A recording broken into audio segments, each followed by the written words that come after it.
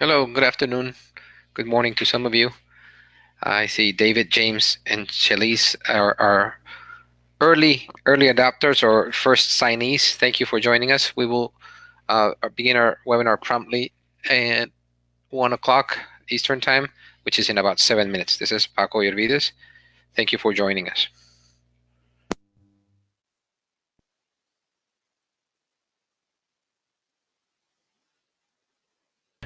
I'd like to start promptly since we have a very exciting webinar in store for all of you. Good morning to some of you, depending on where in the country you may be. Good afternoon. My name is Paco Yervides, and I'm excited to share with you our third webinar, Going Back to Basics, Leading Effective Grassroots Organizing Campaigns.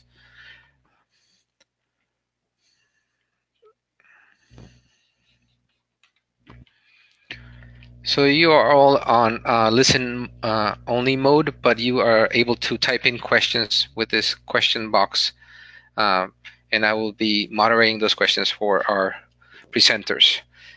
Please remember at the end of this webinar, you will receive a short survey, and it's the only way we know how to improve our services. So please it will take you about 5 minutes to complete the survey, and we definitely appreciate the feedback. And for those that may not know, at River Network, we are celebrating last month our 30th anniversary. We have a unique niche of focusing on 2,000 river and watershed organizations in the environmental community, working at both local and state levels, and we have been moving more and more to engaging a broader community to support our healthy rivers. So we just finalized our newest 5-year strategic plan, which is all about harnessing the power of our network. And so we wish to continue growing our ranks, leveraging our voices, and strengthening the influence that the network has to create strategies. The webinar falls under one of our this core strategies, which is building strong champions, and civic engagement is definitely one of our essential knowledge areas that we work in now.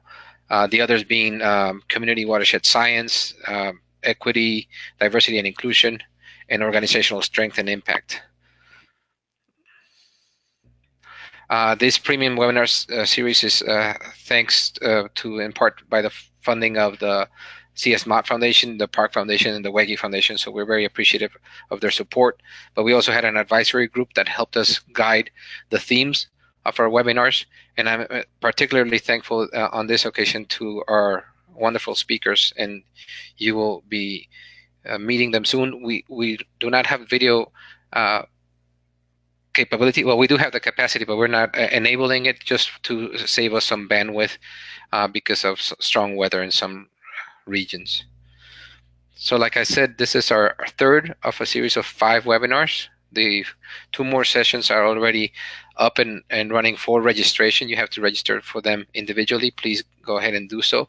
And all of these presentations are being recorded and are sent in a follow-up email. So you will be receiving a link to this webinar, plus the 2 past ones, plus other resources that the presenters will be sharing. So for today, Lindsay will walk us through some fundamentals of movement building. Then we will hear from Kip on principles of equitable civic engagement. And Angie will wrap it very nicely with a case study in West Virginia. Again, please type questions as they come forward. If some are relevant during the presentations, I will interrupt the presenters to just highlight that, but I'll be moderating the call. The questions. So again, we have with us Lindsay Telford, National Project Director for Canadian Freshwater Alliance. Her and I met at the Environmental Capacity Builders Network, and we coincide often in related work in the Great Lakes. So her and I, she's a fellow capacity builder. Known her for now 5 years. Time really flies, but she is incredibly well organized, diligent. She's also quite funny and capable. So you will hear first from Lindsay, then Kip Hawley, who's a research associate at the Kirwan Institute from Ohio State University. His primary focus is using community engagement, social capital, and civic leadership to promote racial equity. So Kip is the author of the Principles of Equitable and Inclusive Civic Engagement. That's why we asked him to participate here, and this is a publication from Kirwan regarding civic engagement. He has led numerous workshops and lectures for both students, academia, and even with residents in a number of communities. He's a graduate of OSU, having a BS in City and Regional Planning from Knowlton School of Architecture. And Angie Roser, she is the executive director for West Virginia Rivers Coalition. She joined them in 2012. She's also the West Virginia Headwaters waterkeeper. She lives along the banks of the Elk River, which unfortunately suffered a chemical spill, and that spurred the case study that she's going to be sharing with us of organizing many thousands of West Virginians to take action and protect their water supply. Her motivations definitely are clean water advocacy, which is personal, as she wants to swim and like many of you in your own rivers, and her other motivations can also be political, as she believes everyone has a right to enjoy clean water, and the conservation of water resources is central to this shared prosperity. She chairs the Water Caucus at the National Wildlife Federation and co-chairs the Choose Clean Water Coalition that works to restore the Chesapeake Bay. And for her efforts, Angie was recognized by River Network as River Hero in 2017. So you can see we have an amazing lineup for you, and I will hand it over to Lindsay now. Thanks, Paco, and welcome to everybody. Thanks for joining us today. Just by way of a high-level introduction on what I'm going to be talking and sharing with you today, I am, when I started the Freshwater Alliance, it's actually 7 years ago now in Canada, before we even built any of our capacity building programs, we did a review of our community. And despite the fact that I'm the Canadian Freshwater Alliance, and I maybe say about a little weird, I have noticed in a lot of the work that I've done with American colleagues is we're not actually that different. And when we did our research, we started to notice some trends across some of the grassroots organizing initiatives that were really driving success. And when we looked at this initial study, that was our key criteria. We wanted to look at those movements who were the most successful, and what were some of the common trends and the common elements that existed throughout all of them. Let's move to the next slide. Back up. A little bit about me before I dive into that theoretical content. I am a community organizer at heart. You know, I was organized in the student movement in Canada a few decades ago now, as I'll date myself, and then worked for the Sierra Club of Canada for a decade as well. And so really my own experiences in community organizing were really brought to fruition when I was looking at the campaigns that and community organizing initiatives that I was involved in that were really successful, and of course those that I was involved in that maybe weren't as successful.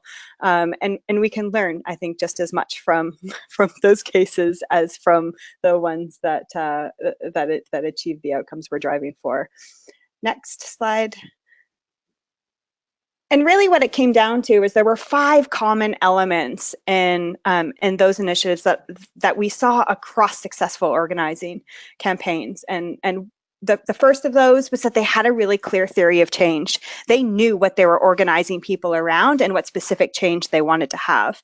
And I think the clearer and more specific that theory of change, the more successful they were at engaging and driving success in their initiatives. They knew who their primary audiences were. They had identified their primary audience, and they were and they knew exactly who they needed to and wanted to engage in those campaigns. Third, they planned for successful engagement, and I'll say this one a little bit in quotation marks, because sometimes I often found that that engagement and planning for engagement was accidental. It was sort of it in many respects came about from, by accident. They were successful, and all of a sudden they had all these people who were supporting their initiative, and they needed to organize those people to drive better and more results around their campaign. Fourth, they told good stories. They knew how to communicate the stories of the people who were impacted by their programs and campaigns. And then fifth, they tracked and learned. They learned from the things that worked, they celebrated the things that worked, and they learned from the things that did not work. And they had the tools to track and evaluate that. Next. So when we're talking about building movements, really what are we talking about?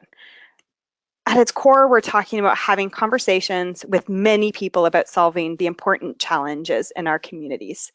So this is nothing new. And this is something that most of us in the community organizing world have been doing for decades. What I think is new about today's organizing is we have the opportunity through digital and online organizing strategies to reach more people, to have more conversations with more people. And the challenge that comes about with having those conversations is, how do we track who our supporters are, who we're having conversations with, and at what stage? And so as we move into a sort of new era, let's say it's still relatively new era of digital and online organizing, we can really harness some of those tools, those online tools, whether it be our email, our mass email systems, our contact management systems, to really be able to harness, hundreds, if not thousands, of different conversations with different people in many respects that are happening in real time. But let's walk through each of those 5 steps in a little bit more detail. So I mentioned off the top that a theory of change is that specific measurable description of what social change that you're looking for in your initiatives. It forms really the basis for your strategic planning. You know that you want to change this law, or you want to stop this project, or end this source of pollution going into your waterways. The clearer you are on what that outcome is and how you're going to engage people towards achieving that outcome, the more specific your activities and your priorities can be. It encourages us to think deeply about what problems we're trying to solve and what we really think at the heart is going to actually be needed to solve those problems. It creates a safe environment to be able to challenge our own thinking and the rest of our team. And it can set inspiring and tangible goals when we're plotting out how we're going to get there. Then, of course, it also tells us if we're heading in the right direction towards achieving that change. And ultimately, I mean, in every theory of change, we're embedded thousands of assumptions.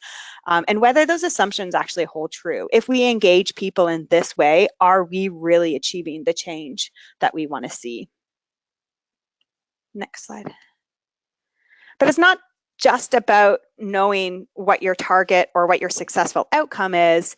It's about knowing how you're going to hit that target. Do you need to bring, thousands of people into the streets to show support for the change that you're calling for? Do you need 10,000 names on a petition? Or do you need more information, more knowledge, more truth telling towards your policy or decision makers? You need to know how the activities that you want to roll out in your engagement initiatives are really feeding towards that theory of change. And again, the more specific we can be, we need to, knock on 500 doors and get 500 signatures in my community to show that community members are supporting some kind of action or some kind of change. Or do we actually need to bring out 5,000 people into the streets to show? Again, your theory of change is going to help you unpack what strategies you think are going to be needed to achieve the change that you want to see. Next. So when we're looking at that, it becomes even more important to know what audience it is that you're trying to reach. When I'm working with organizations on the ground in Canada and I ask who your audience is, that my favorite answer is when people tell me the public. We want to reach everybody. Of course we want to reach everybody. We want everyone to agree with the kinds of changes that we want to see in the world. But who are the people who are most needed to engage? Who do we most need to engage to see that change come about? And the more that we can prioritize and be specific about who those people are, the more we can design our outreach and engagement strategies to be sure that we're reaching them. The surefire way, and my response when people tell me their audience is the public, I often respond and say, the sure way of not reaching anyone is trying to reach everyone. And we really need to be more specific in our engagement and outreach initiatives. Know who it is that we're trying to reach. Is it students? Is it people of a specific neighborhood that you really need to bring on board? Are they students? Are they, soccer moms? But let's be specific in who we need to reach to bring about a specific change that we're working towards, and tailor our communications activities, our engagement activities. I often get asked the question, is social media really where I need to be? And my answer to that question is often, it depends who your audience is. If you are trying to reach millennials, for example, and millennials are a key audience that you feel are necessary to achieve the changes that you want to see, then you better be on Instagram or Snapchat. And so the tools that we use, it's not enough to just say, I want to be on social media.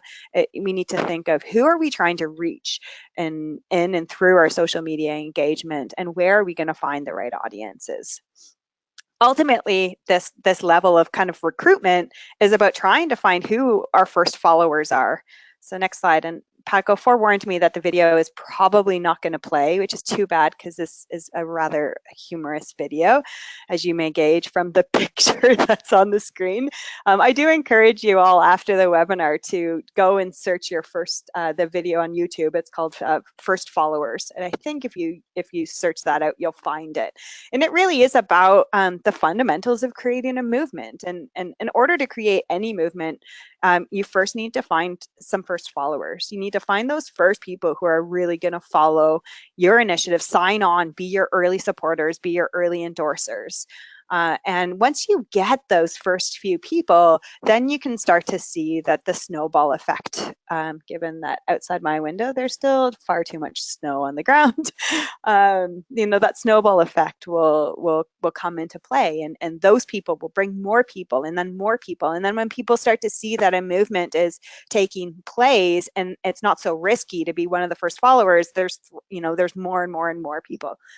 And so especially in an early initiative, identifying those first followers is so key to building the initial support base. And think of who, especially in your community, are some voices that are respected voices that will help drive increasing numbers of people, and getting them on as early endorsers as your first followers can be really critical to the success of your projects. And of course, once we've got our first followers, we need to have ways to engage those followers. And again, this is something that I would say, in my experience, often comes about by accident. You're often in the first phases of community organizing, you're responding to, what in many cases is a clear and immediate threat. And so you just jump. You jump and you go and you start identifying people who share the same concern as you. And then all of a sudden you find out that there's thousands of people who share the same concern as you. And in the most successful of examples, all of a sudden you've got thousands of people who are signing a petition or signing up for more information on a very quickly pulled together website that you may have done. And now all of a sudden we need to find things for these people to do.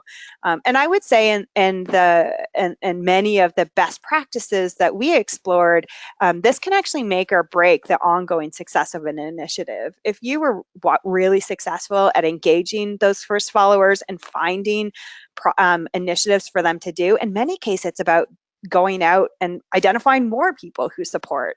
But finding those channels where people can get involved in your interest can be really, really critical. And I think many of those that we found that weren't tremendously successful didn't do this step well. And instead, they centralize organizing within a small group of people who are trying to do it all. And the more that we're able to engage those early supporters in the activities of our movement, the bigger movement we are going to create. And so this is, I think this is, in many respects, one of our biggest challenges as community level grassroots organizing groups, but it's also our biggest opportunity. We're capacity strapped. Many of our organizations have, if we're lucky, a couple of staff, but in many cases could be entirely volunteer run. And so figuring out those structures that we can engage as many of our supporters as active volunteers in our initiative can really mean much to how much we're actually able to accomplish, how many doors we're actually able to knock on, or how many signatures we're actually able to get on a petition.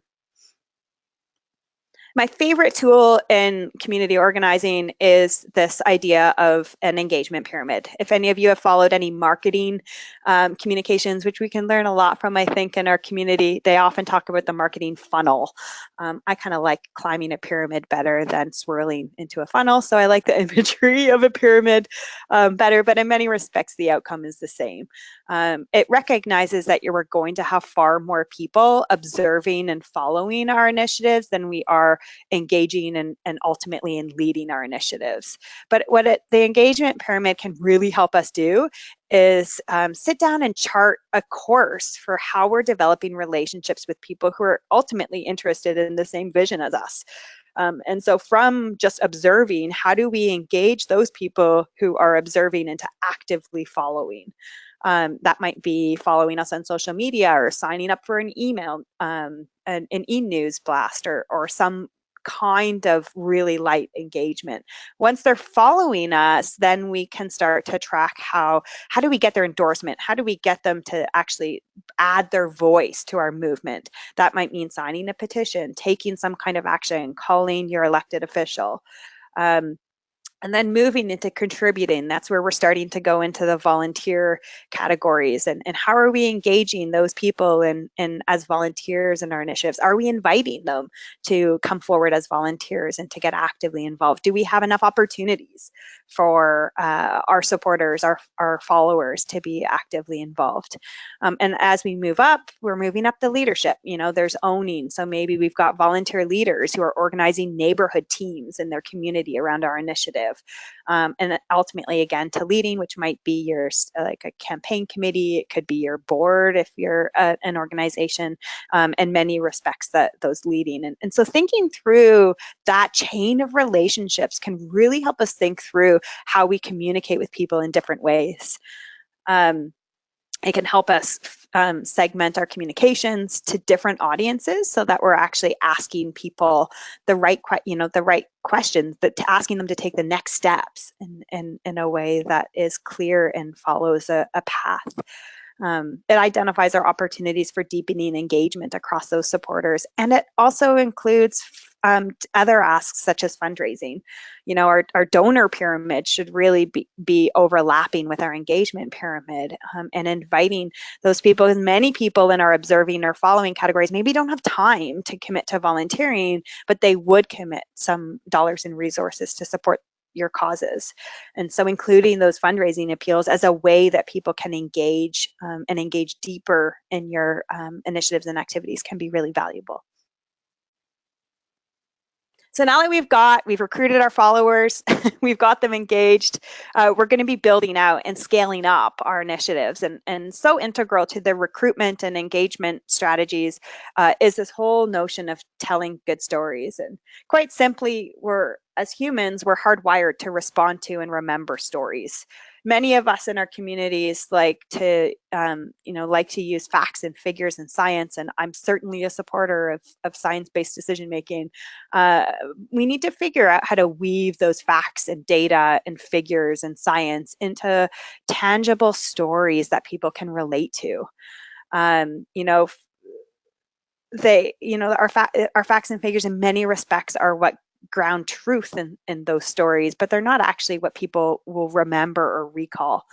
And so I like to use this equation in what is required to put together good stories, which is this notion of values. What are the values we're trying to connect with people on? A sense of pride, environmental values of our waterways, and the, sometimes it could be the ecosystem services that our waterways provide. But really driving at those values, that strong sense of place, adding that emotion, the emotional triggers of how people may feel if those waterways are threatened, and connecting with that emotion and really drawing out that emotion in how we're communicating with people. And that when you have those values plus that emotion is really when we're most successful at driving action. And so thinking about this, you'll notice that in here, I don't have facts and figures. I think that those facts and figures are really the background to the narrative. They are what gives the narrative, the ground truth, so to speak. But that narrative of values plus emotion equals action really is what will drive people to sign your petition, to get, sign to get more involved. It's when that you've triggered that emotional response in people. And those are the stories that we see are most successful at connecting with people. Again, moving on to that fifth step that I talked about is that tracking and learning. And this is a quote that I like to remind myself of, that sometimes success is going from failure to failure without losing your enthusiasm. And what that really means to me is that we need to be learning from the things that aren't working.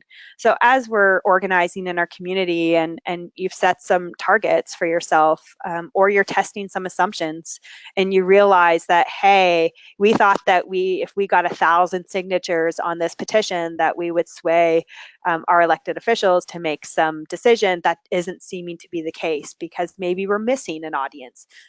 Maybe there's an audience that we haven't quite reached in our organizing, and that specific audience is needed to really to bring those decision makers on board.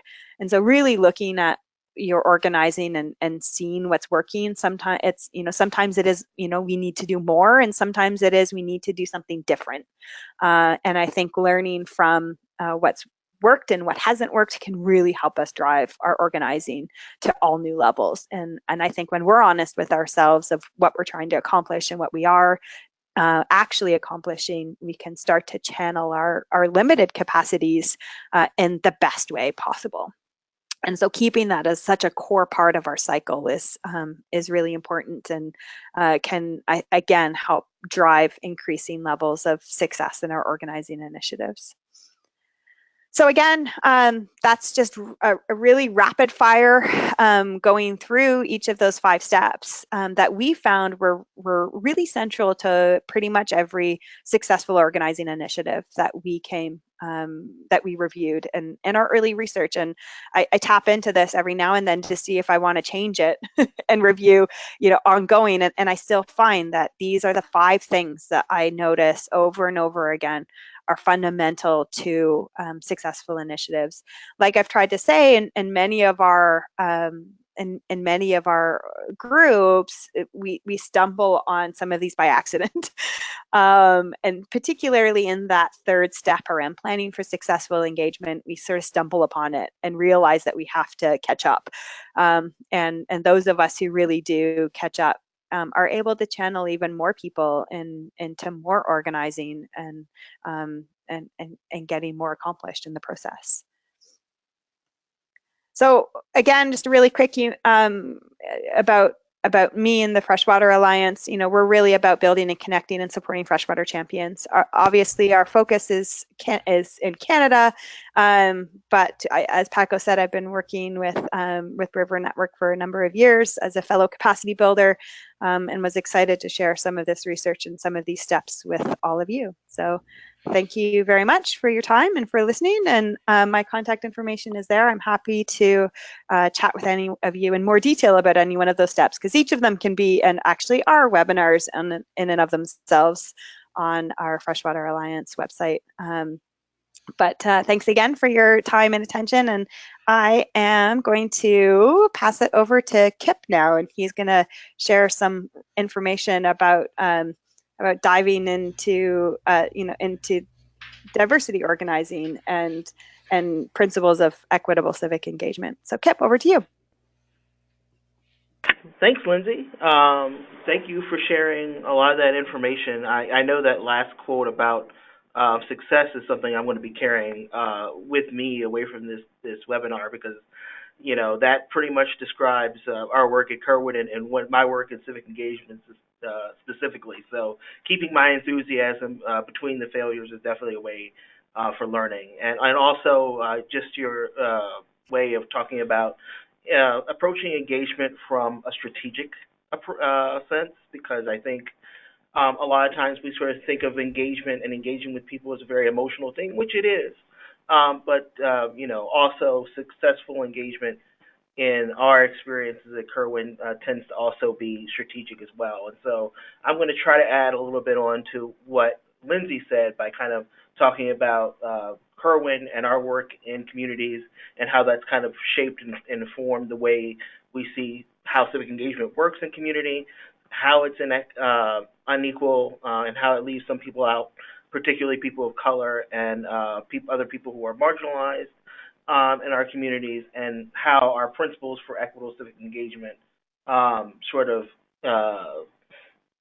address some of those inequalities in a really holistic way. Just really briefly talk about our work with communities of color and equity. We work to kind of come alongside different communities and organizations around the country to address different types of inequality and things like housing, environmental justice, criminal justice, by using our research to kind of inform strategies and learning and uncovering uncovering inequity in communities.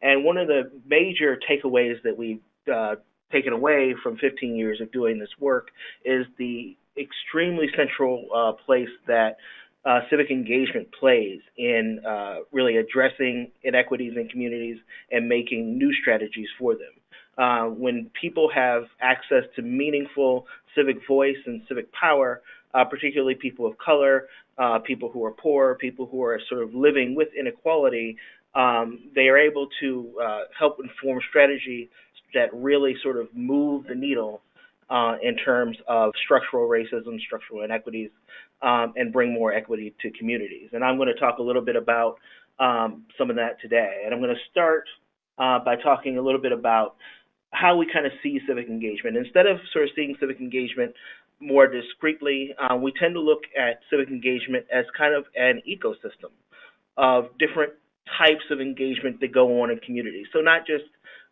traditional meetings, but also every way that people engage in communities, whether that be informal or very formal things from community gardens all the way up to voting, all kind of work together to kind of form an ecosystem of how people engage in communities. And that ecosystem is characterized by the socioeconomic conditions of individuals, the practices, and the principles. And to the extent that those things are unequal, civic engagement tends to be unequal in a community. Next slide.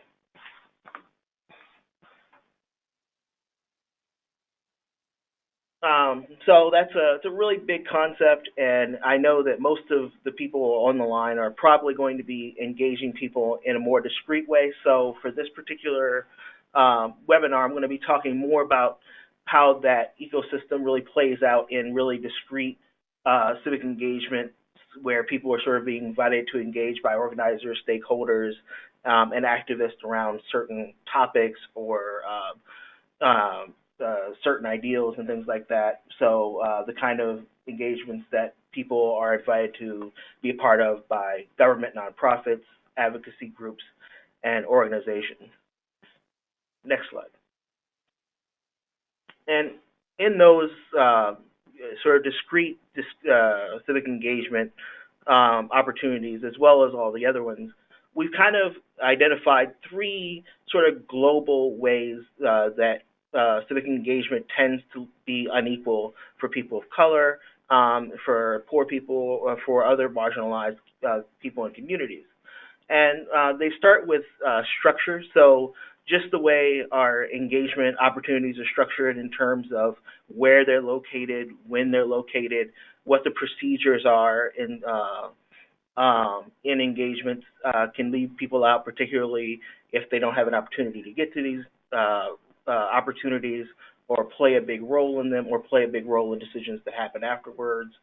There are the perceptions of certain people that come in, particularly this is the case with people of color or people who are otherwise marginalized, as not seeing their voices being valued as much as people who may have more access to resources or be more middle class or higher class, or are not people of color whose perceptions of being able to contribute are very, very much higher than some of the people who tend to be marginalized. And finally, power and how power is communicated, even when we do all come together and we want to try to value our relationships. Because most people explicitly don't want to leave people out. Most of us want to invite everybody to the table. But even when we do that, we sometimes see that things like vocabulary or the stories that we tell or the practices that we use or other kind of factors that we sometimes don't necessarily notice that we're doing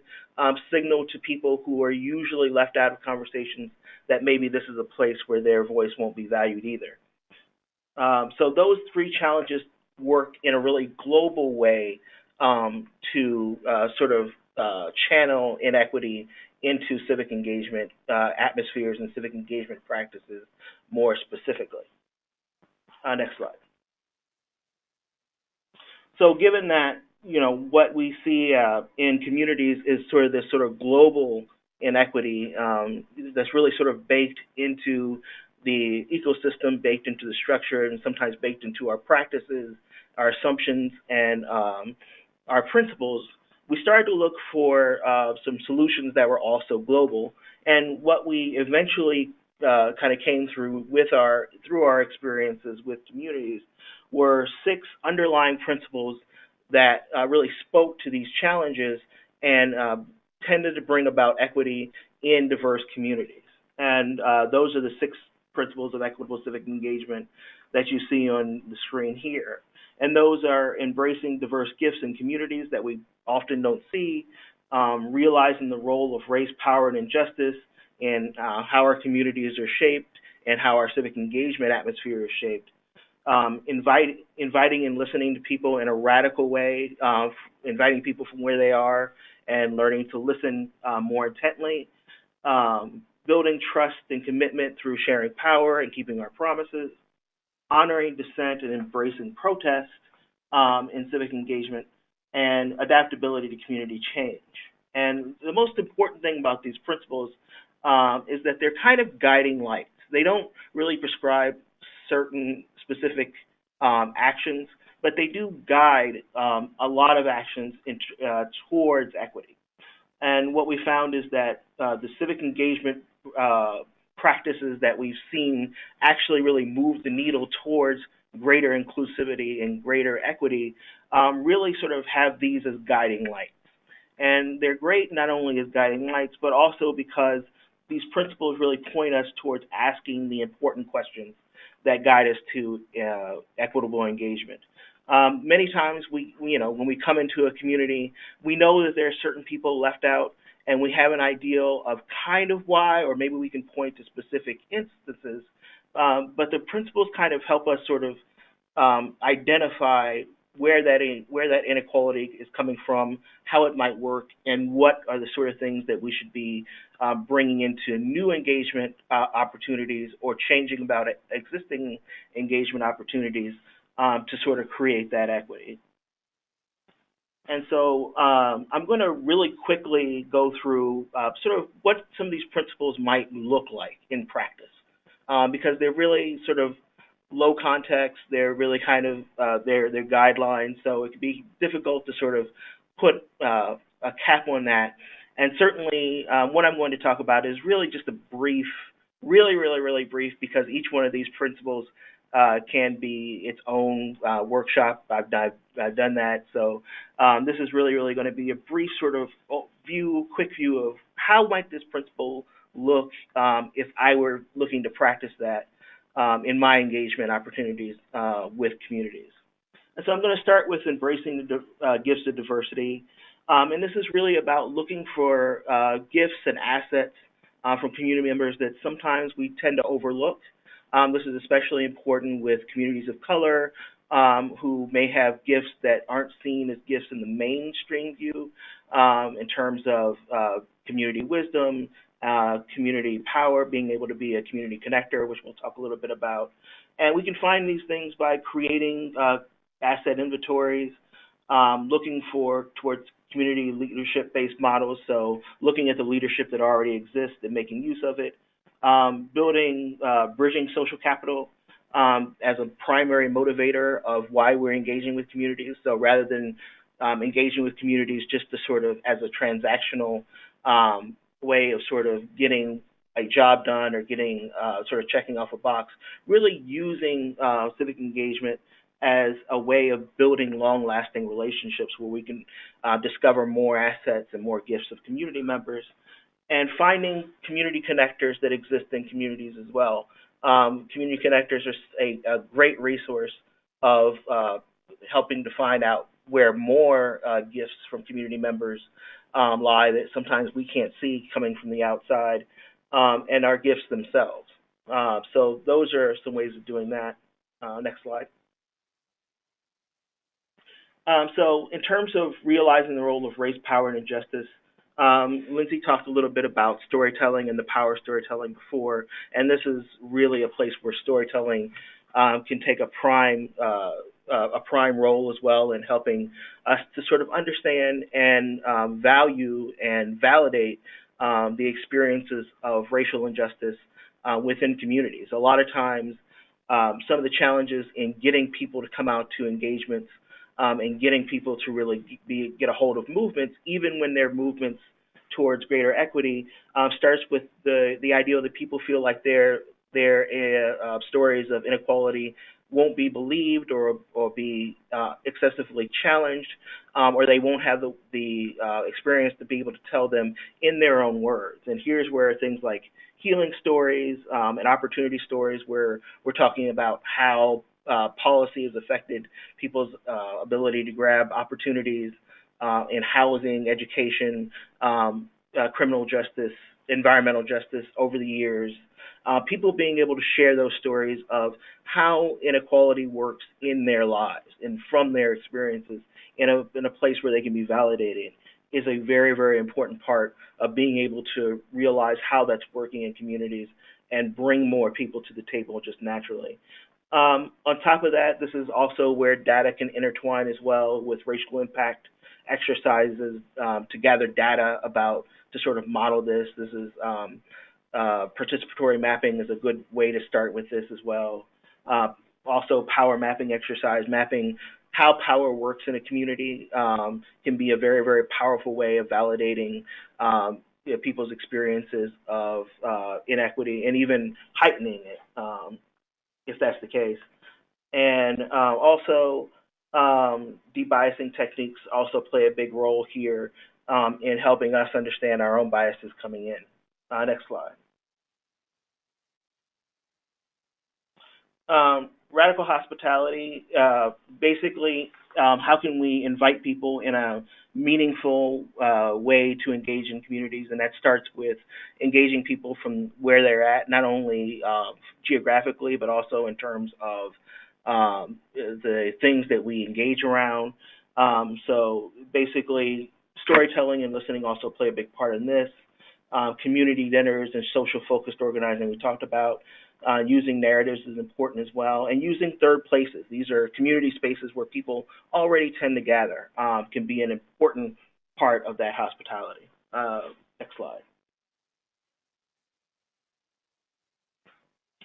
And building trust through commitment is creating plans to deliberately share power in our engagement strategies and in our organizing strategies. Lindsay hit a little bit on that with the pyramid. The more we can kind of share power, and the more people are part of building something that they want to be a part of long term, the easier it is to get people to stay in something long term. As well as that, finding ways to keep make and keep promises that we can make and keep. A lot of times, especially coming to communities where there hasn't been a lot of attention and a lot of empowering. Sometimes when we're just coming to a community, for one thing, we can end up promising more than we want to, even when we don't need to. So making sure that we are making and keeping promises that we can keep is important there. Delivering material resources, coming with something rather than just coming to ask something is important here as well. Next slide. So in terms, also as important is honoring people's ability to say no. When we are able to honor people's no's, their yes becomes meaningful, right? And there are different ways of being able to do that, all starting from supporting sort of people who may be working in the same sphere as us, but may have some different ideals as far as technique, or they may not necessarily be able to work with our organization because they might be drawn from a different power source. Reaching out to those outside groups and finding out where we can work together and where we can't, how can we not get in each other's way. Supporting protests sometimes even when they don't necessarily support our issue is a good way of giving people an idea that, this is a place where you can come if you need to, and working together while working apart, holding that tension, particularly with groups that are already marginalized and may sort of have an agreement on the overall goal that we're trying to achieve, but may just not feel comfortable being a part of any organization. So sort of holding the door open for them to come in later is important as well. And next slide. And finally, being adaptable. And this kind of goes back to sort of learning from what we're doing, learning from how we're engaging communities, whether it's been successful or not, and being able to bring that back into our further engagements. And that also means being transparent in how we're changing, how we're evaluating changes, when we're evaluating changes, and being willing to be reflective and being willing to be comfortable with being uncomfortable with our organizations as we change along with the community. Next slide. So that's just a really, really, really quick taste, and I know I already spent a lot of time on that already. Just a really quick taste of what those principles kind of mean and what bringing them to an engagement could mean. But I also want to talk about how these principles can also be used as a way of sort of diagnosing what's missing in community, which we talked about a little bit earlier, planning, how should we go about things, and evaluating whether we've actually done it. How do we know we're successful? How do we know we've embraced some of the diversity that we haven't seen? And it's important that those exercises happen with community members for us to be able to really get an ideal of an honest answer to those, particularly in terms of evaluation. It's really difficult for us to know sometimes just internally if we've really lived those principles, but community members can also give us insights on whether they feel like, yes, these things are now in the community or in this particular engagement opportunity where they might not have been before. Next slide.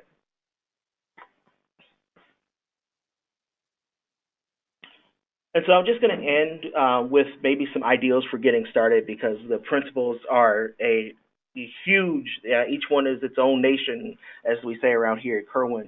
And so sometimes it's a difficult challenge of sort of coming from, say, a large principle like embracing the diverse gifts of diversity, or in radical hospitality, into what that means for your community. You know, in some communities, things like community dinners or healing stories might be the ticket, while in other communities, it's asset inventories or just having community meetings at more appropriate times might be might be the thing that really moves the needle.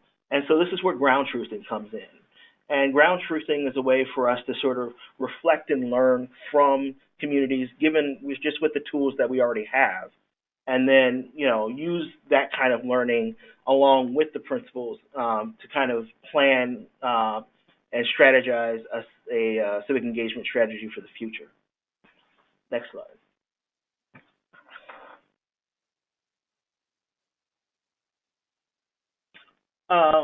So just in terms of sort of getting started with learning and reflection, one of the best ways to start learning how these principles play out in your individual community and what part of those things are important is stories.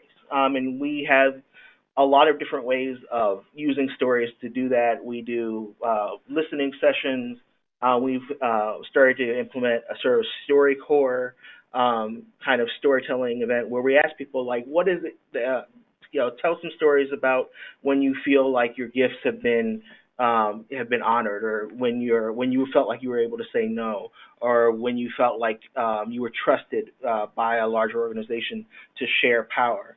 And in this way, people kind of give us those answers and ground truth those principles and fine tune them by themselves.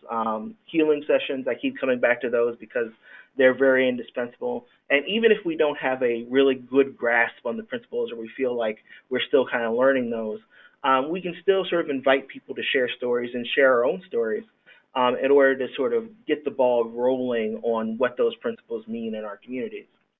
And as we kind of get a better idea of that and get some sort of collect stories from community members and really pull out some themes from them, we can use those themes as guidelines and lessons for action and strategy. So maybe having reflective sessions with rural cafes within our organizations and communities to kind of figure out, here's what we heard from communities, what did we not hear, in order to sort of fine tune those principles even more.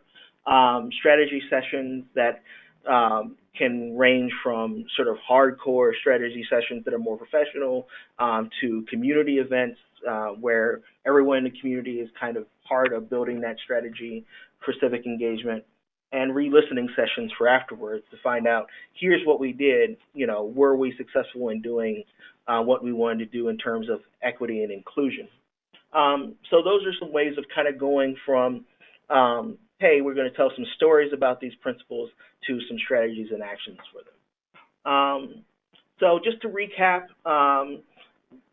just know that, people of color are particularly undervalued in community decision-making in every setting, and those are largely due to those three structural things that we talked about before: structures, assumptions, and how power kind of moves in our interpersonal conversations. And principles can act as a guide for appreciative inclusion and voice, and kind of making us more aware of the value that people bring from different walks of life, and how we can kind of bring that value into our community conversations through invitation and truth and honesty. And the key to learning how these principles work is to sort of ground truth them through existing storytelling tools that we already have. So we can, instead of just using storytelling to bring people in or illustrate issues, we can also use stories to find out what's important to people, what people value, and how people like to be engaged, and how people feel valued as community decision makers. And so I'm going to turn it over to Angie now, but right here at the bottom is my contact information if you want to learn more about the principles. I know it was a very, very quick overview of a very, very big topic, so certainly if anyone has any further questions about that, I would be more than happy to expand on any of those in the future. And with that, I'm going to turn it over to Angie. Thank you, Kip, and hello everyone out there. Greetings from wild and wonderful West Virginia. It's good to be with you all. What you're seeing is me in my backyard river, the Elk River, which I love dearly. It's part of why I do this work. And I've also learned a lot about what I took for granted in terms of equity around access to safe, clean water, and the impact that has on our communities, and what we need to do in terms of organizing for government and general accountability for that access. So our story begins in, next slide, Paco, about 25 miles downriver from where I live on the Elk, at a tank farm owned by a company called Freedom Industries. And this still looks rather rural, but it is located 1.5 miles upstream from our state's largest drinking water system in our capital city of Charleston. And one of those tanks leaked tens of thousands of gallons of a coal cleaning chemical into the Elk River, and ended up entering the drinking water intake and poisoning the drinking water for 300,000 West Virginians in a 9-county surrounding area. So the next slide shows a little bit about what a drinking water crisis looks like. As you can imagine, it was very chaotic and very scary. This was not a boil water advisory. This was a do not use advisory. So we could not use water at all, except for they kept it on to be able to do put out fires and flush our toilets, although the water had a noxious smell to it, smelled like black licorice. It wasn't long before all of the grocery stores in the area were sold out of bottled water and ice. Next slide shows the distribution centers that were set up in surrounding communities by the National Guard, and you can see that everyone was scrambling to find any kind of containers we could, which were also on short supply, to fill up water from these tanker trucks to meet our basic needs. Well, next slide reminds us, well, those distribution centers were helpful for people who could get themselves there. But when I learned about Lucretia living up the holler in Cabin Creek, who could not get to a distribution center, she was melting snow and collecting rainwater to help bathe and her 2 young sons. So this was a stark revelation of many things, and one was that inequity around access and the great work we had to do around exposing that and dealing with that. Next slide shows, one of the other elements that were compounding the crisis, which were people were getting sick. 1 out of 3 people who were exposed to this tainted water experienced some kind of symptoms, everything from headaches, dizziness, nausea, diarrhea, a lot of upper respiratory irritation and problems, and then most commonly this skin irritation and rashes. So understand that we could not even touch or bathe in this water for several days. Next slide shows that the other impact was, as you can imagine, no businesses. Everything from schools to child care centers to restaurants could not function. So it literally shut down our capital city again for several days. Schools were closed for weeks. So you can imagine the disruption this would cause, and just, again, really remind us all the things we take for granted in terms of having a secure drinking water source to keep society functioning on its very basic level. Next slide is where we really were thrown into this community organizing opportunity and crisis. And I did not have the benefit of Lindsay or Kip's presentation or any time to prepare for this. What we did have is, West Virginia Rivers Coalition had been around for several years as a policy advocacy group, and we were familiar with some of the principles around community organizing in encouraging that civic engagement that it takes to affect policy change. So we went into rapid response mode, and what we saw before us, as you can imagine, was a lot of people, because everyone was affected. And this elementary school hallway I'll never forget, because there was a lot of exhaustion.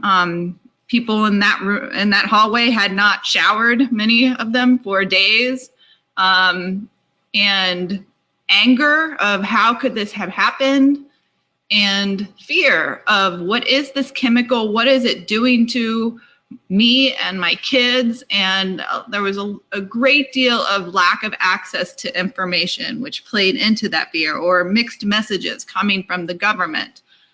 So a terrible, terrible scene and circumstance, but a powerful opportunity to channel this emotion and this outrage that people were experiencing into something constructive.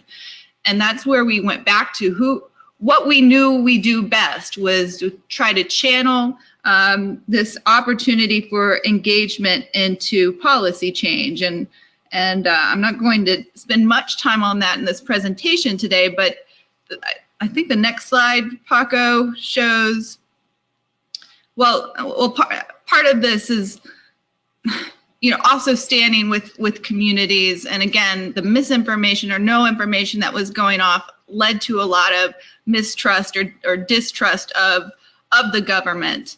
And us acknowledging that and challenging that, even when we work regularly with these agencies, it was the truth of the people's experience that we had to stand behind.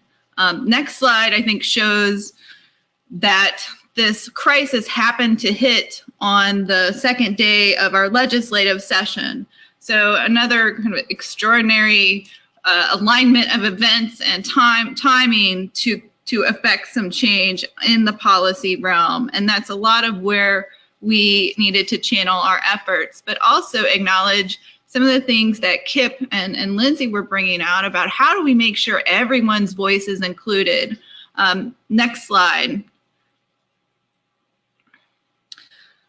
One way we helped do this, and we didn't do it alone, we counted on those first followers and community connectors that Kip and Lindsay mentioned, to bring together quickly what we called the West Virginia Safe Water Roundtable, and acknowledging that we came from all different kind of sectors and special interests. It wasn't just the environmentalist or the water people. It was the child poverty and welfare people. It was the social justice people. It was the legal field. It was everyone coming together under this mission statement that we created together.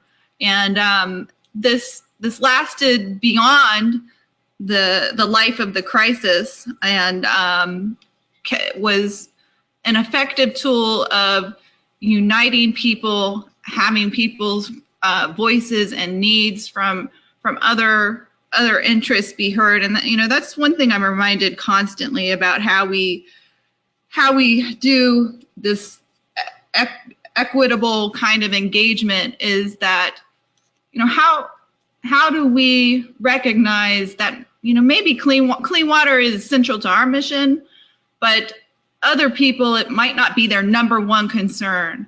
But how do we connect the dots, and how do we acknowledge that people are struggling with all different kind of injustices, and be a part of all of those struggles, and connect that it does come back to basic human rights on a lot of these issues and struggles we're facing in West Virginia. And this Water Roundtable recognize that clean water and the universal right to clean water is one of those things that unites us. Next slide.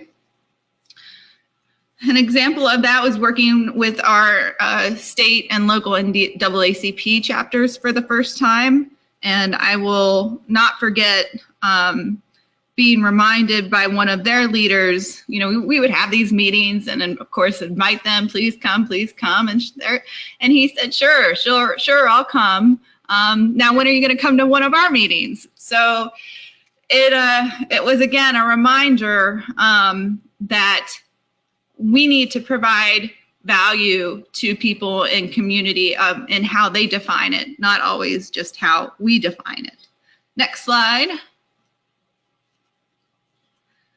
So in addition to some of the language that Lindsay and Kip offered today that I found really helpful in articulating what I saw going on, so is this diagram that Van Jones presented to the environmental grant makers meeting a few years back, and how he looked at how to build a movement.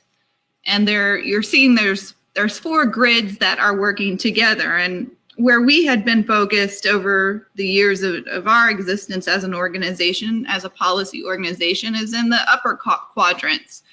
We have a scientific work group. We consider ourselves experts in water policy issues. We are at the legislatures educating them, elected officials, about policies that we think are beneficial to communities. But that's only one, 2 pieces of this quadrant. What happened in this case study organically, immediately, and has taught us that we need to be constantly thinking about in every campaign that we do, is that you need these bottom quadrants that represent the emotional, the outside game, the rallies that were happening, and the importance of partnering with community organizers from various sectors, and making sure that we had a good, strong media presence going with all this was very important. And what you've already heard from Kip and Lindsay talking what's here called the heart space, the storytellers, bringing Lucretia's voice into this, making those impressions based on those values and emotion. And this is what happened to make a remarkable bill pass that legislative session. It was really the most protective bill we've seen for water and source water protection and oversight and regulation that we've ever seen in at least 2 generations, I'd say, is that we had all this moving together, and that we were able to move concepts and stories into political action. Next slide. Okay, finally, I'm just going to wrap up by telling you what happened, after the water got turned back on and things got kind of back to normal, but people, not only in the affected areas, but around our state, hadn't forgot what happened and were awakened to the vulnerability of our water supplies, and realizing that we couldn't just sit back and expect the government was taking care of everything for us. So we had a series of community forums around the state. One thing we learned on the next slide is that, we invited people to come out, and of course we had food. Everybody knows food is a draw, but we also had to make it fun and engaging. And we sat around one day as a staff and tried to come up with something creative. We said, let's play a game. So we created this drinking water Jeopardy game. And although it sounds, something small and silly, and coming up with prizes and team names like that ended up working really well, because it got people in the room talking, teaming up with people they didn't know before, having fun, having a competition, and learning something at the same time. So having a fun element was really important, and we think about that in every event or outreach or meeting that we have. The next slide shows another important lesson we learned is that this had to be localized and highlight local partners who were leaders in the community and those community connectors. It wasn't at all about West Virginia Rivers Coalition. We were more in the background, especially the statewide organization, putting local partners up at the leaders. Here's just one example of including faith community as partners in the event and giving them a prominent role, as well as other sectors of the community. Next slide. Another thing we tried to get people an easy way to show their action and activate their networks was through an online selfie campaign. So we had these signs around the different forums and got people sharing their selfies on their social networks. Again, another kind of fun way. We had a photo booth at one of our events. That was a lot of fun for people to be able to share their action and start spreading the word in a different way around the community. Next slide. The other thing we learned is the power of making our issues very, very personal. So obviously, when your own drinking water gets contaminated and you're getting poisoned and getting sick, it doesn't get much more personal than that. So it has really transformed the way we do all of our work. We tie in drinking water issues. We tie in education around, do you know where your drinking water comes from? And do you know, you are a body of water, and that making, of course, those public health connections. So we talk a lot more about health and some more about economic security than we ever have in our work and community outreach. And again, listening to communities about, what are their concerns about the safety of their water or other elements of the safety and security of their health and well-being. Next slide. I think that might be it. Yep. So I would just wrap by saying this stuff is not easy.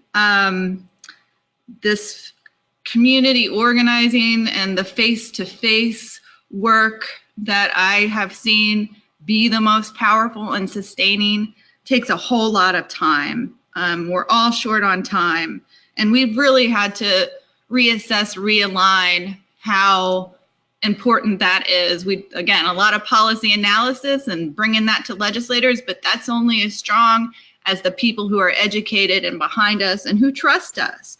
The relationship building required in this, again, takes a lot of time. And as the prior presenter said, a great deal of listening and story listening. I like that. And connecting to people where they are and already are in their communities geographically, and also where they are in their own understanding and in their own truth of the role of water and other forces of inequality and injustice in their lives. So I think that's it. Paco, I don't know if we have any more time for wrap up or questions, but people can contact me at the information here for any follow-up. Yes, thank you, Angie, so much. As you can see, a wealth of knowledge and experience on the ground by Lindsay, Kip, and Angie. We realized that a webinar is not enough time to make a lot of discussions. I have been monitoring the questions box. There hasn't been any coming in, but we have this forum, this online platform, Civic Engagement, that you can pose your questions there. You can share resources. Lindsay did say that in reference to Kip's ground truthing, she has some community asset mapping exercises that she's going to be sharing shortly. And again, both this presentation and some of the resources mentioned, some of these publications will be followed up in a email that I will be sending to all of you. In 2 weeks, less than 2 weeks, we're heading up to Lake Tahoe for our annual conference. Hope to see some of you there. It is 4 days of workshops and sharing and celebrating our successes. And to those that may not be members of River Network, but were able to join our webinar thanks to some of our foundation support, this is just but one of our services, webinars and one-on-one consulting and finding funding for some of your water projects, such as rain barrels or the business of water stewardship. So check us out. Look how you can be a part of River Network. We thank all of you for your attendance, and please fill out the survey that will be coming up as we wrap up this webinar, and please register for the next one next month. I'll stay on for a few minutes in case somebody wants to type any questions. Thank you so much.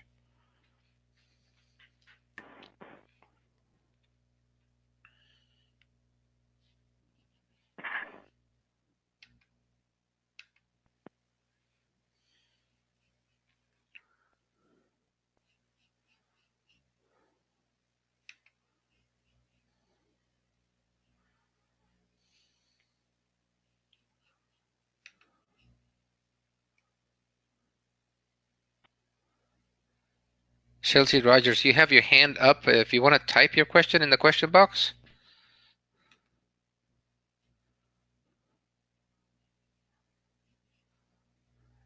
Could the presenter share resources to help us facilitate community asset mapping? Yep, that's what I am sharing in the follow-up email.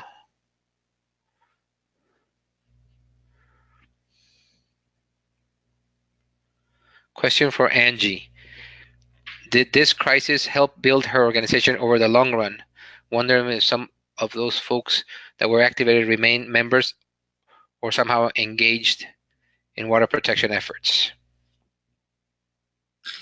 Yes, it definitely did. I mean, one thing we did have in place, luckily, and we just got it in place right before this happened, was a way to collect people's names and contact information through a digital advocacy system or tool. So as we were organizing and activating people to take action on letting decision makers, policy makers know about the legislation we were working on, we were able to capture those names. Like I said, we continued with these community forums following in the couple of years following the crisis. We're still doing them actually, and learned a lot of the importance of having a mechanism, an incentive for collecting those contacts to keep people informed, keep people engaged over the long haul on the variety of issues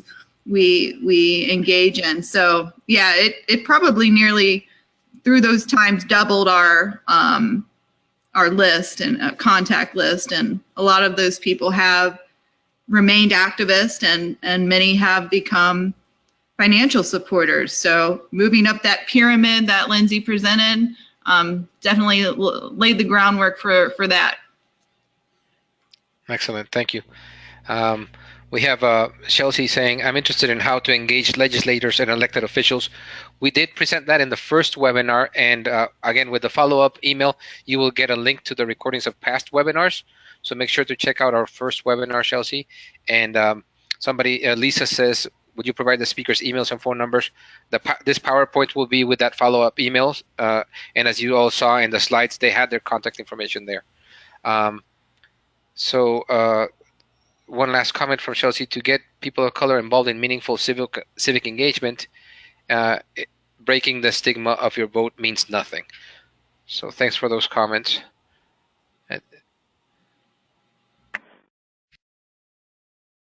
Definitely a good comment. Lindsay, Kip, do you have anything to add? No, I mean, they were great questions. I'm happy to share some resources that we have. And I mean, on the comment around engaging decision makers, I think that a lot of this is often the point. And so I think that, you know, one way to drive engagement is to focus that engagement on connecting with decision makers in any way, shape, or form. And I think that only drives better and more engagement. Yeah, I totally agree. I mean, I think the more meaningful you can make every engagement, the better. The more you're able to get more people to be involved, because you know, as we were talking about before, is a limited. Most of us have limited time, and people who are already marginalized in terms of economics and socially usually have even less time. So the more actionable we can make engagement, the better, I think. Okay, I am very, very indebted to Lindsay, to Kip, and to Angie, and to all of those who stayed through the duration of the webinar. Thank you again very much. And with that, we conclude. Make sure to send us your feedback on the evaluation. Have a good afternoon. Thank you. Everyone. Good afternoon, everyone.